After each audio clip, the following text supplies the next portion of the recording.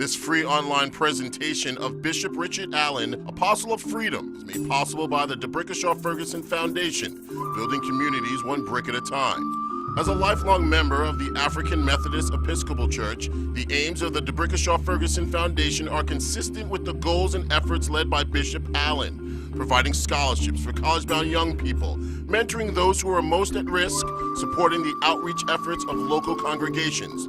To learn more about the Foundation's work, visit www.thebrickashawfergusonfoundation.org. Join in today as we build communities one brick at a time.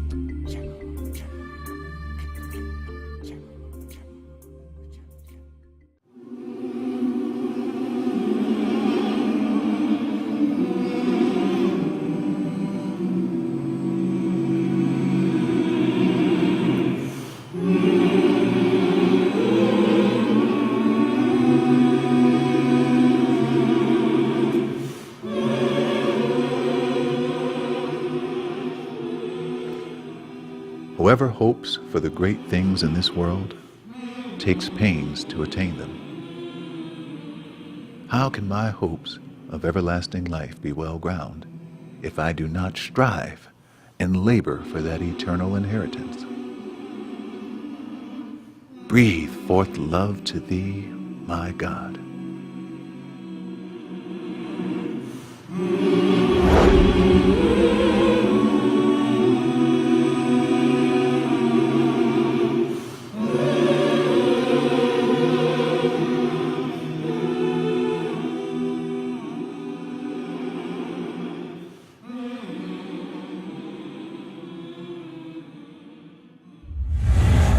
We were stolen from our mother country and brought here.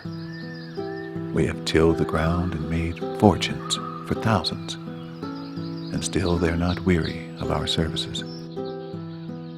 I was born in 1760, on February 14th, a slave to Benjamin Chew of Philadelphia. Richard Allen, my great-great-great-great-grandfather, was the founder and first bishop of the African Methodist Episcopal Church. And he was sold at the age of 7 years to a Stokely Sturgis in Delaware.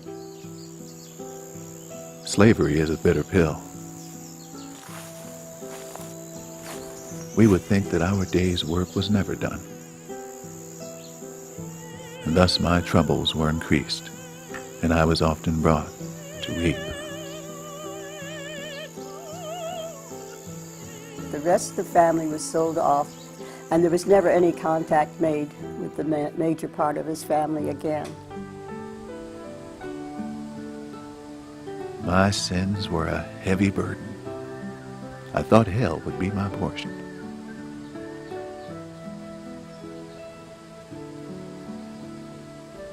I cried unto him, and all of a sudden my dungeon shook. My chains flew off, and glory to God, I cried.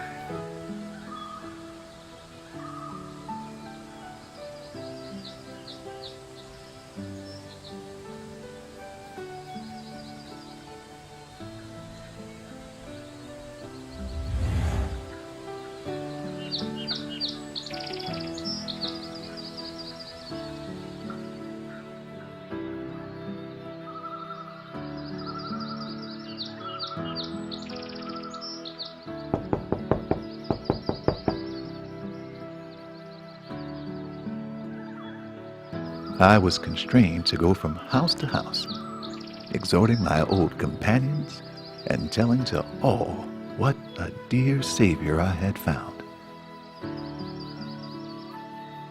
I joined the Methodist Society and met in class in the forest.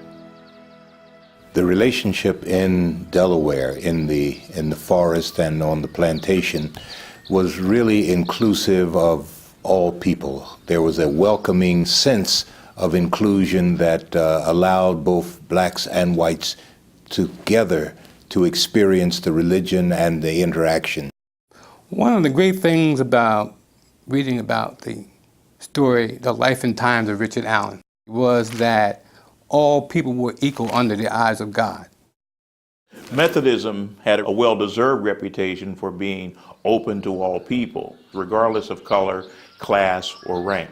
And this kind of egalitarian attitude drew Allen and others to the Methodist sect. So when Allen met them, it was not uncommon to find a black slave, for example, preaching to white slave owners. Richard Allen has this epiphany when he sees traveling preachers. He says, oh my God, the Word of God will let me imagine another world where masters aren't in control of black people's lives and bodies. In addition to working long days, he starts to dedicate long evenings and early mornings to Bible worship. And this is his first foot out the door of slavery. It had often impressed upon my mind that I should one day enjoy my freedom. A door was opened unexpectedly for me to buy my time.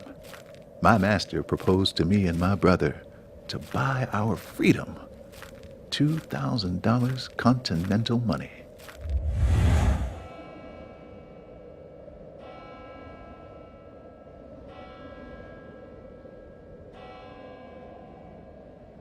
I came to Philadelphia. Preaching was given out to me at 5 o'clock in the morning at St. George's Church. The Methodist movement in America was growing. The largest population of blacks in America at that time is here in Philadelphia. The numbers of blacks coming into St. George's Church were increasing by leaps and bounds. As Methodism became far more institutional, it seemed that it became less and less racially egalitarian. So it is at this moment that Richard Allen begins to ponder the creation of an African church. Absalom Jones and I discussed feeling cramped, so we saw the necessity of erecting a place of worship for the colored people. We raised a society of 42 members. A free African society. Most people probably thought he was out of his mind. I mean, you know, free. I mean, where would you go?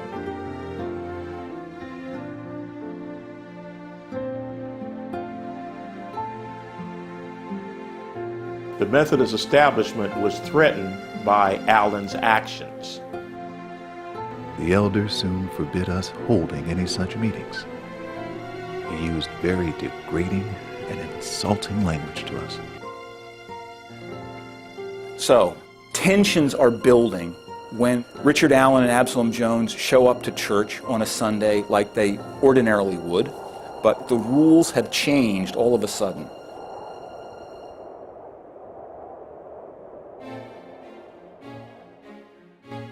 Jones and Allen arrived that Sunday morning and were directed to the balcony. They felt that they were co-owners of this church. They were not going to sit in an all-black section.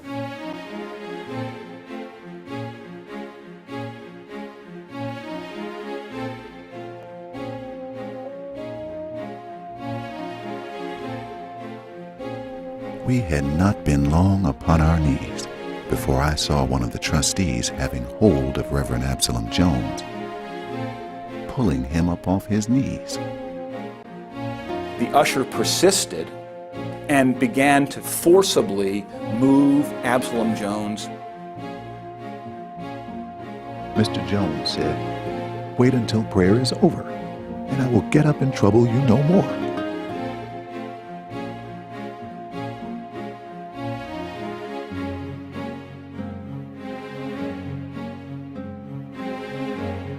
By this time, prayer was over, and we all went out of the church in a body, and they were no more plagued with us in the church. So something very hostile, something very mean-spirited, something very awful happened that day. The walkout was the beginning of the civil rights movement in the United States of America.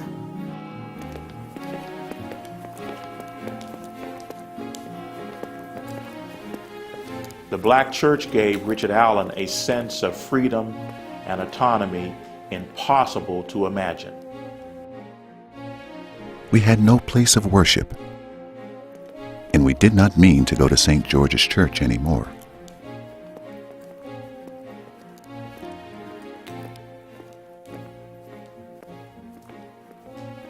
Here was the beginning and rise of the first African church in America.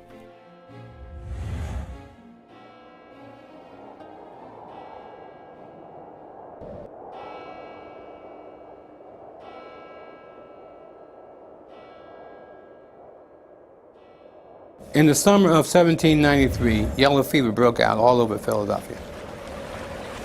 The mayor of Philadelphia asked Absalom Jones and Richard Allen to help take care of the sick and the dead. Benjamin Rush, who was the leading physician in Philadelphia, wrongly concluded that people of African descent were immune from the effects of the yellow fever and thought that they could help their cause for equality and the creation of an inclusive society by going into the homes of white suffering Philadelphians and nursing those who were sick and burying those who had died. And so we did. Our moral certitude would be on trial and we would prove ourselves the equal. No, the superior, all of our vilifiers. They had carts and they were hauling bodies up and down the street, and they were calling, "Bring out your dead." There was just so much devastation and illness around the city, and people just didn't know why everyone was dying. Matthew Carey, who was a local publisher, published an account wherein, as part of his story, he accused the nurses of having charged exorbitant rates and also of stealing from some of their patients. Instead of doing what most people would have done, which is simply just shrug their shoulders and say, what can we do? They did what was unheard of. They sat down and they wrote their own account. He was wrong in giving so partial and injurious an account of the colored nurses. If they have taken advantage of the public distress, is it any more than Mr. Carey hath done of its desire for information? This was the first copyrighted pamphlet published by Africans in America. While others allowed that Matthew Carey could write a one-sided story, Richard Allen understood that if you did not write down your version, then it didn't happen. Is it a greater crime for a black to pilfer than for a white to privateer? Such slanderers as these who propagate such willful lies are dangerous.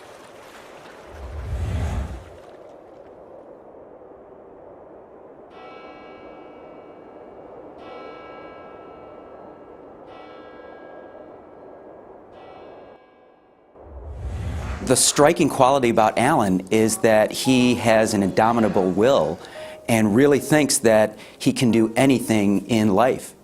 But the white Methodists forced Allen's hand. They claimed Bethel Church as their own. They aimed to take over the church and install a white elder. Allen won't budge. He leads a resistance, and the congregation backs him willingly. A new clergyman was appointed to take the charge in Philadelphia. He soon waked us up by demanding the keys and the books. Unless we submitted to him, he would read us all out of meeting. We told him the house was ours, we had bought it, and paid for it. This brought on a lawsuit, which ended in our favor, delivered by the providence of God and determined by the Supreme Court. The very first sit-in in America was not in the 1950s at a lunch counter, but the first sit-in was actually at Mother Bethel Church. This led directly to the formation of the AME Church, and it became an unprecedented assertion of black self-determination. From Bethel, the church would grow and grow rapidly. The AME Church came to be, as W.E.B. Du Bois described, the greatest Negro organization in the world.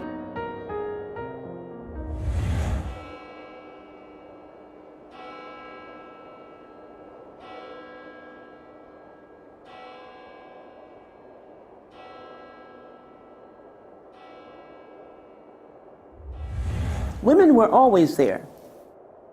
women were with Allen and Jones as they walked out of St. George Methodist Episcopal Church? This was certainly the case for his first wife, Flora, who helped form the Free African Society.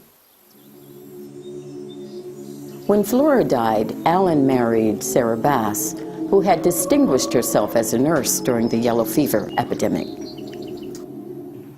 They had 6 children together. Sarah became very involved in helping Allen build the church. She became the quintessential mother and a role model for other African women. Preaching under the auspices of Bethel and other AME churches was the job of men. Women didn't lead. Dorena Lee was a young mother in Allen's congregation. She was sanctified, and inspired by Allen, she felt the calling to preach. There was a lot of opposition to women speaking in Allen's church. Richard Allen said that the Methodist discipline knew nothing about women preachers. So Allen is deliberately ambiguous. He never said no. He meant no, but he didn't want the record to reflect no.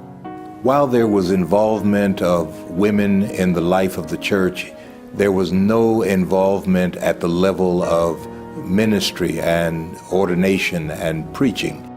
Then one day, as a minister at Bethel is preaching, he loses his place.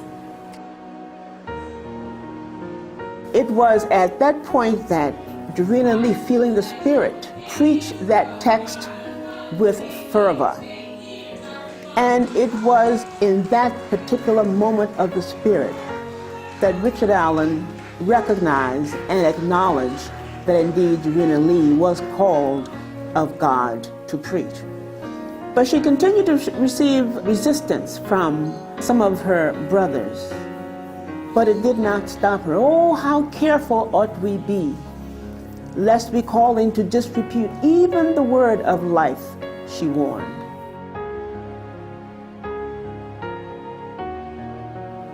Despite many successes, especially in creating an independent black church, Richard Allen confronted many frustrations and disappointments.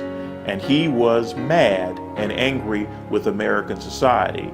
And he was afraid that many of his hopes, dreams, and aspirations would not be realized. It's not surprising, after all that Allen had gone through in his later years, that he would begin to have doubts about whether or not America could be a place and a home for blacks. Richard Allen and his colleagues began to explore options for a free black colony, either in Haiti or in Africa, or perhaps even in Canada. They were serious, but at the same time, a group of whites formed the American Colonization Society.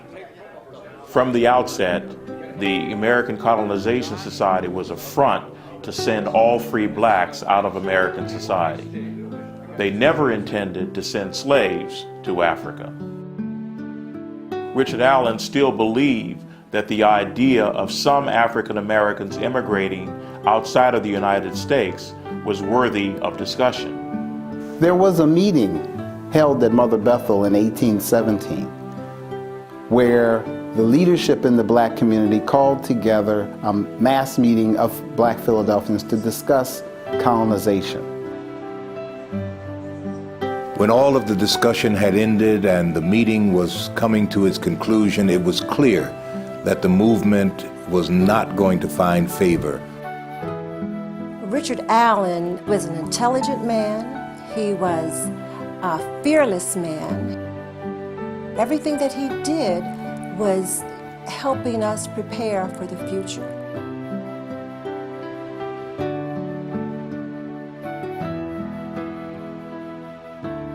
By the end of his life, through the ups and through the downs, Allen became really committed to staying in America and making things work. And it's amazing because when he died in 1831, there really weren't many signs that were hopeful that things would ever get better for the majority of blacks in America. And yet, he died at peace, that this was home.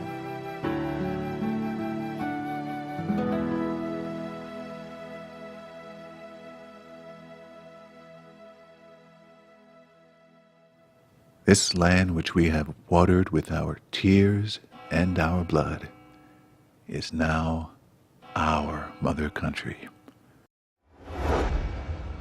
And we are well satisfied to stay. Here wisdom abounds and the gospel is free.